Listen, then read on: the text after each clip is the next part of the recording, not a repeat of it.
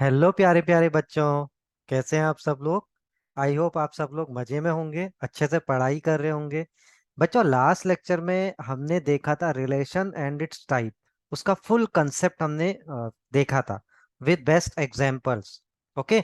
आज हम बच्चों उस पे बेस एक्सरसाइज लेके आए हैं, जिसमें हम रिलेशन को कंस्ट्रक्ट करेंगे और उसके बाद उसके टाइप को आइडेंटिफाई करेंगे। ओके। तो चलिए फटाफट से स्टार्ट करते हैं। बच्चा पार्टी फटाफट से हेडिंग लगा लीजिए और पहला क्वेश्चन नोट कर लीजिए। Determine which of the following are reflexive, symmetric and transitive. और ये पहला क्वेश्चन आप लोग नोट कर लीजिए। बच्चों, अगर रिलेशन का कंस्ट्रक्शन करना पॉसिबल हो तो हमको आइडेंटिफाई करना बहुत आसान हो जाता है कि रिफ्लेक्सिव है, सिमेट्रिक है, ट्रांजिटिव है। ये हमने लास्ट क्लास में एग्जाम्पल्स में देखा भी था। ठीक है। तो हम हमेशा कोशिश करेंगे कि रिलेशन कंस्ट्रक्ट हो जाए। ओके। तो पहला बच्चों देखो, आपको एक सेट दिया है, ए में 1 से लेके 14 एलिमेंट है। और रिलेशन क्या है? रिलेशन में वो ऑर्डर्ड पेयर आएगा जो इस कंडीशन को सेटिस्फाई करता है। पहले ये कंडीशन को थोड़ा और अच्छे से लिख लेते हैं। 3x - y = 0। y को उधर शिफ्ट किया बच्चों, y कितना आ गया? 3x। ओके। अब रिलेशन देखो ए से लेके ए में है, यानी जो डोमेन है बच्चों x की वैल्यूज है वो भी ए में है, और जो रेंज आएगी y की वैल्यूज वो भी a में होगा। ओके। तो एक एक करके x को पुट करना चालू करिए। सेट कहाँ से स्टार्ट हो रहा है? 1 से। x को बच्चों हम 1 पुट करते हैं, y की वैल्यू कितनी आ गई? 3। x को 2 पुट करते हैं, y की वैल्यू आ गई 6।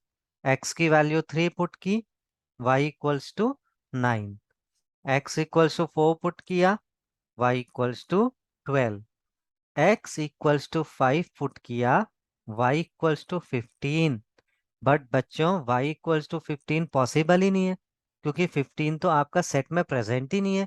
तो यहाँ पे हमको स्टॉप कर जाना है। मींस मेरे रिलेशन में 4 ऑर्डर्ड पेयर है। कौन कौन से? पहला ऑर्डर्ड पेयर है देखो ये 1, 3। दूसरा ऑर्डर्ड पेयर 2, 6। तीसरा ऑर्डर्ड पेयर 3, 9। और चौथा ऑर्डर्ड पेयर 4, 12। ये बन गया मेरा रिलेशन आर। ओके बच्चों। कोई इसका डोमेन और रेंज अगर पूछे आपसे, तो डोमेन ऑफ आर क्या होगा? देखो, पहले वाले एलिमेंट 1, 2, 3, 4, ये आपका डोमेन हो गया। 1, 2, 3, 4। बच्चों, आप सबसे रिक्वेस्ट है, प्लीज पहले इससे पहले वाला लेक्चर देख लीजिए। आपको एक कंसेप्ट बहुत इजीली समझ में आ जाएगा। रेंज में क्या है बच्चों? ये पीछे वाली वैल्यूज देखिए, 3, 6, 9, 12। ओके। अच्छा, इसको थोड़ा और समझने के लिए बच्चों मैं आपके लिए वेन डायग्राम भी बना देता हूँ। देखिए, ये हमारा ए था। ए में एलिमेंट कितने हैं? 1 to 14। 1, 2, 3, 4, और मैं डैश डैश कर देता हूँ 14। रिलेशन ए से ए में है बच्चों, इसको वेन डायग्राम बोलते हैं इस फिगर को। यहाँ पे देखो 1 किससे मैप है बच्चों? जिससे मैप है मैं वही लिखूंगा, डैश डैश डैश 3। 1 आपका मैप है देखिए 3 से। 2 की मैपिंग किससे है बच्चों? देखो 6 से, डैश डैश कर देते हैं बीच में। 3 की मैपिंग किससे है? 9 से। और 4 की मैपिंग किससे है? 12। तो ऐसे बच्चों आप वेन डायग्राम भी रिप्रेजेंट कर सकते हैं। आई होप आपने ये 11th क्लास में किया होगा। ठीक है। तो 12th में यार आई थिंक कोई ऐसा एग्जाम में पूछेगा नहीं वेन डायग्राम बनाओ। ठीक है। हाँ, रिफ्लेक्सिव, सिमेट्रिक, ट्रांजिटिव जरूर पूछा जाता है, बट अपने समझने के लिए ग्राफिकल रिप्रेजेंटेशन बच्चों बेटर रहता है। ठीक है। अब आइडेंटिफाई करते हैं रिफ्लेक्सिव, सिमेट्रिक, ट्रांजिटिव। रिफ्लेक्सिव क्या बताया था बच्चों? ए में जितने भी एलिमेंट है 1, 2, 3 up to 14, ये सब अपने आप से मैप होने चाहिए।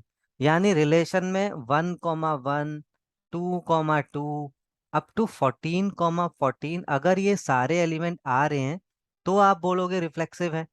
अदरवाइज ये रिफ्लेक्सिव बिल्कुल नहीं है। ठीक है। और मुझे तो ऐसा कुछ दिख ही नहीं रहा है बच्चों, 1, 1, 2, 2 एक भी नहीं है, सारे तो छोड़ो एक भी नहीं है। है ना? तो ये क्या है बच्चों? रिफ्लेक्सिव तो बिल्कुल भी नहीं है। क्रॉस रिफ्लेक्सिव नहीं है। दूसरा बच्चों सिमेट्रिक। सिमेट्रिक क्या होता है बच्चों, अगर एक्स वाई है तो आप वाई एक्स को चेक करो। ठीक है, देखो अब 1,3 प्रेजेंट है। अब 3,1 चेक करते, क्या 3,1 है नहीं है, यहीं पर सिमेट्रिसिटी फेल हो गई। आगे कुछ चेक ही नहीं करना है। फिर भी आप अपने सेटिस्फेक्शन के लिए एक दो एलिमेंट और चेक कर लीजिए। 2 6 है, देखो 6 2 नहीं है। 3 9 है, 9 3 नहीं है, किसी भी एलिमेंट का रिवर्स प्रेजेंट ही नहीं है। ओके, अब हम इसमें ट्रांजिटिव देखते हैं।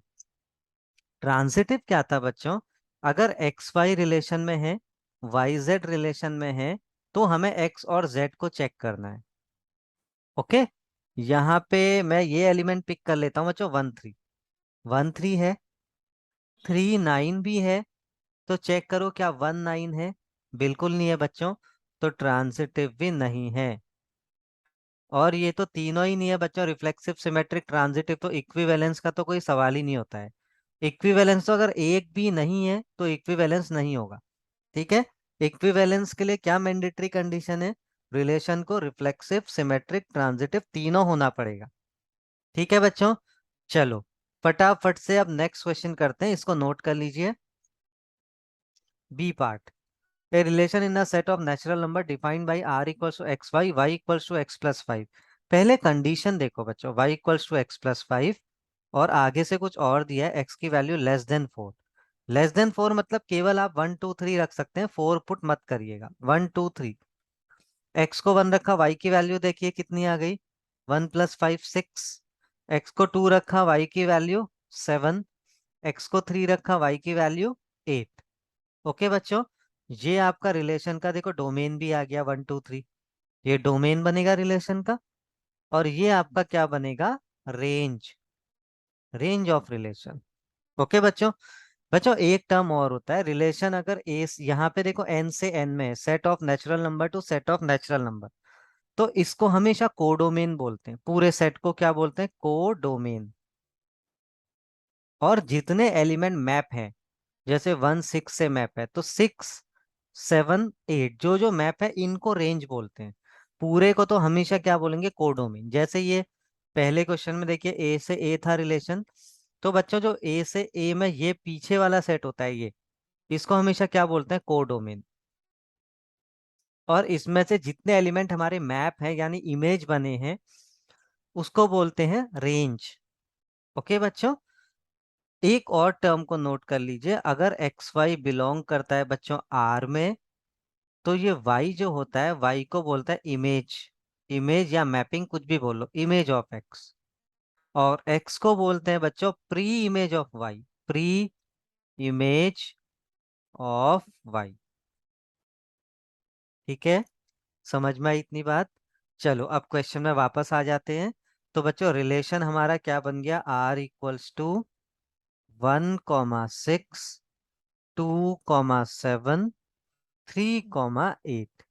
आप चाहें तो इसका वेन डायग्राम भी बना सकते हैं अपने समझने के लिए।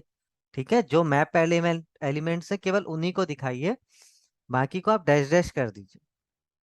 अब क्या पूछा है बच्चों, क्या ये रिफ्लेक्सिव सिमेट्रिक ट्रांजिटिव है, नहीं है, बिल्कुल रिफ्लेक्सिव तो बिल्कुल नहीं दिख रहा है। देखो pair ordered, same ordered pair present नहीं है, 1 1 2 2 कुछ भी नहीं है।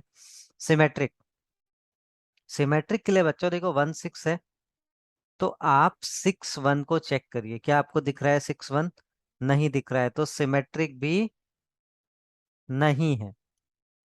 ओके, अब ट्रांजिटिव देखते हैं बच्चों। देखिए इसमें 1 6 प्रेजेंट है। ओके, अब 6 समथिंग क्या है इसमें, नहीं है। 6 1 6 2 कुछ भी नहीं है। अच्छा, नेक्स्ट एलिमेंट 2 7 है, क्या 7 समथिंग है। ट्रांजिटिव फिर से ध्यान दो बच्चों, अगर एक्स वाई है तो वाई जेड को देखो, और उसके बाद एक्स जेड को देखो। ठीक है, समझ में आई बात। तो एक्स वाई तो मुझे मिल रहा है, देखो ये एक्स वाई है, लेकिन वाई जेड तो कहीं मिल ही नहीं रहा है। तो इफ कंडीशन तो बच्चों सेटिस्फाई हो ही नहीं रही है, तो आप एल्स में जा ही नहीं सकते। एल्स कंडीशन में ये ऑटो ट्रांजिटिव है। ऐसा नहीं कि रिफ्लेक्सिव सिमेट्रिक नहीं है तो ट्रांजिटिव भी नहीं होगा, ऐसा नहीं है बच्चों। ये ऑटो ट्रांजिटिव, अपने आप से ट्रांजिटिव। क्यों, क्योंकि इफ कंडीशन सेटिस्फाई हो ही नहीं रही है बच्चों, तो एल्स को हम चेक ही नहीं कर सकते। एल्स में तो तब जाते हैं ना जब इफ कंडीशन हमारी सेटिस्फाई हो जाए। ठीक है, तो यहाँ पे इफ नहीं है तो एल्स को भी आप चेक नहीं करेंगे। नेक्स्ट क्वेश्चन देखिए बच्चों, C part. Relation R in the set A 1 2 3 4 5 6। आपको सेट दिया 1 2 3 4 5 6। As R equal to X Y, Y is divisible by X. ठीक है बच्चों। अब देखो रिलेशन ए से लेके ए में है, तो यानी वाई भी ए में आएगा और एक्स भी ए में आएगा। ओके। अब हमें क्या देखना है, वाई एक्स से डिवाइड होना चाहिए। ठीक है। तो मैं क्या करता हूँ, सबसे पहले एक्स को 1 ले लेता हूँ और वाई को भी 1 ले लेता हूँ, 1 1। चेक करो क्या, ये देखो ये वाई है ये एक्स है, क्या वाई एक्स से डिविजिबल है? बिल्कुल है। यानी वाई अपॉन एक्स क्या आ रहा है बच्चों, एक आपका कुछ नेचुरल नंबर आएगा, होल नंबर आएगा। ठीक है। तो यस ये डिविजिबल है। इसके बाद हम देखते हैं 1 2।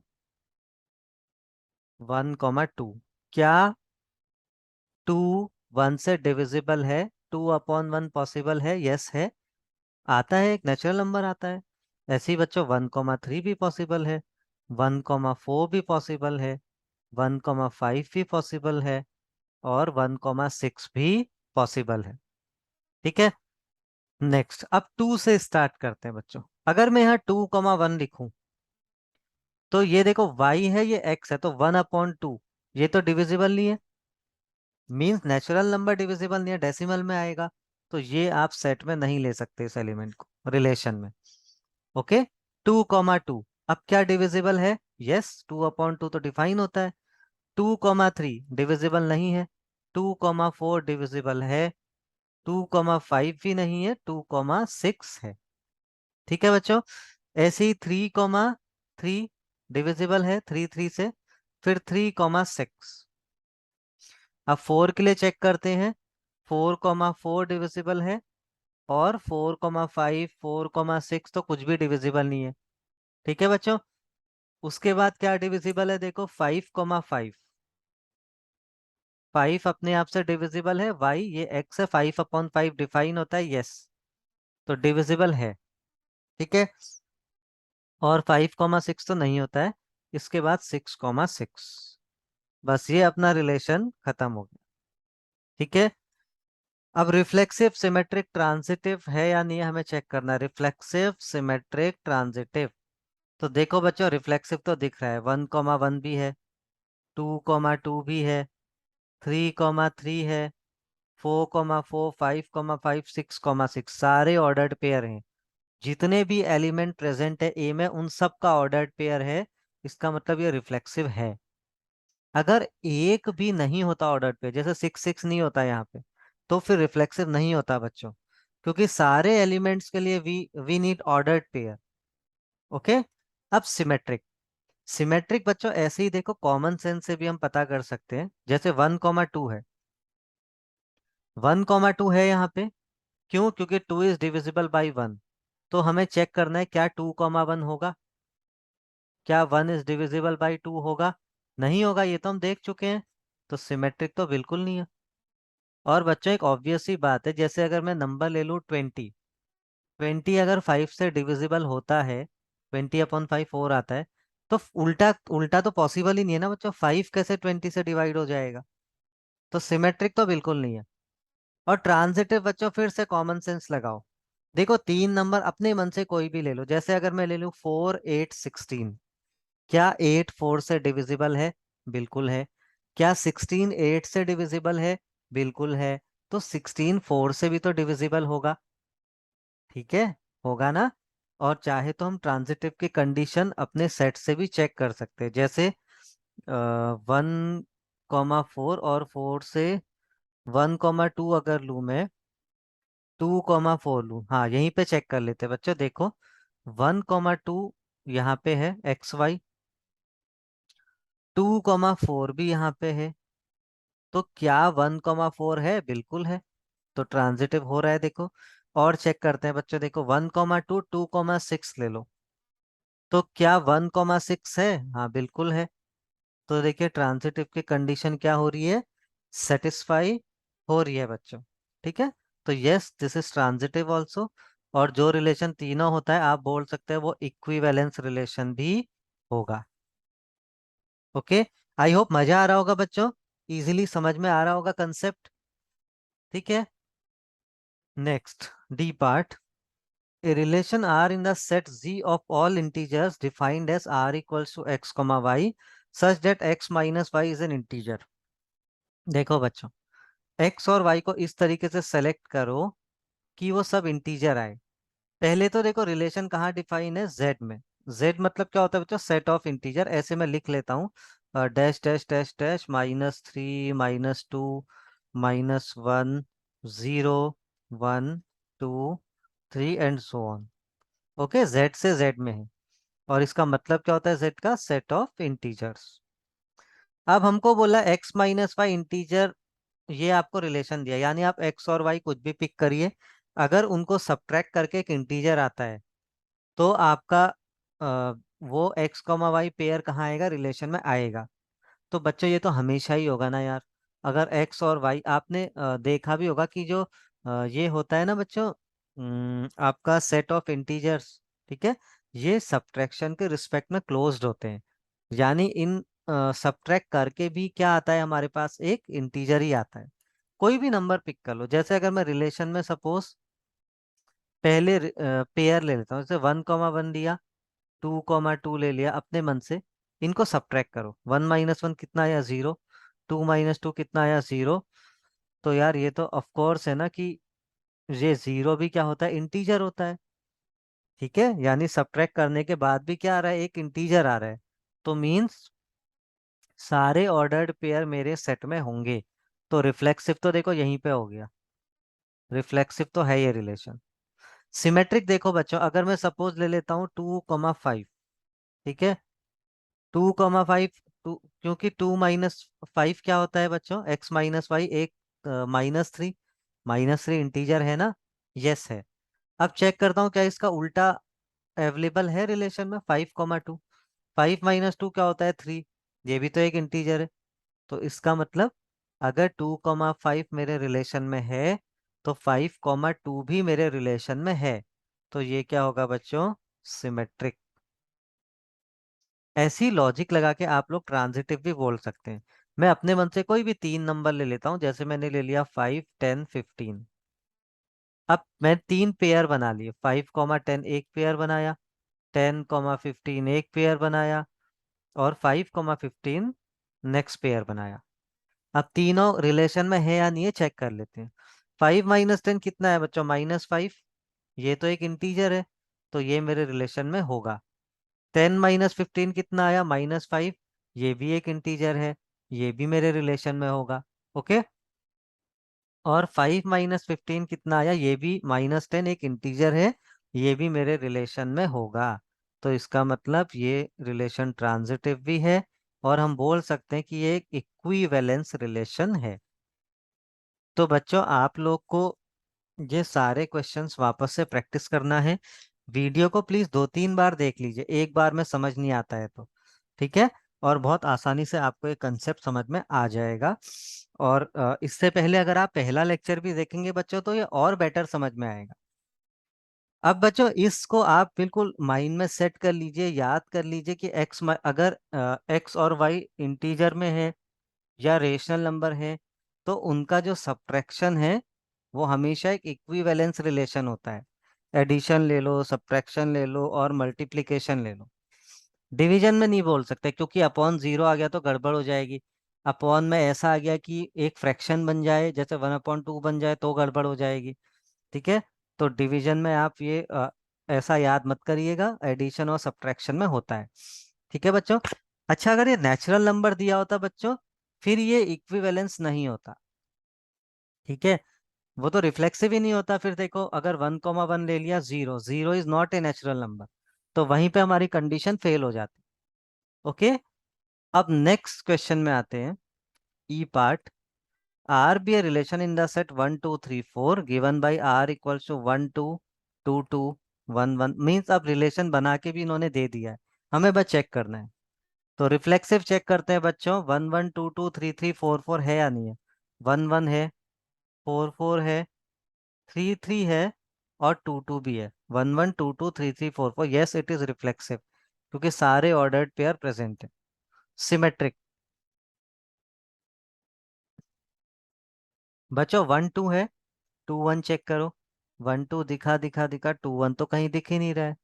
ठीक है। 1 3 भी मुझे दिखा दिखा, 3 1 तो कहीं दिख नहीं रहा है।